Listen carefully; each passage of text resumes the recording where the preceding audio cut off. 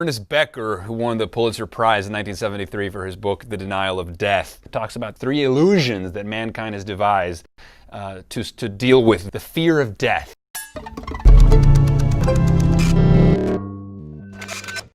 The first one he calls the religious solution.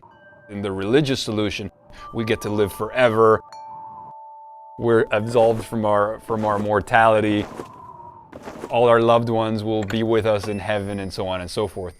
But as mankind has become sort of more advanced, and the scientific method, et cetera, has made the religious impulse or the religious solution less, it doesn't work, basically.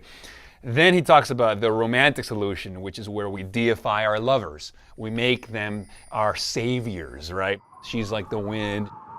She's like the sun. She's my salvation.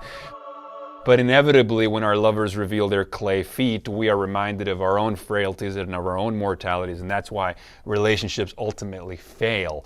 And then the third solution to the problem of death, according to Becker, is the creative solution.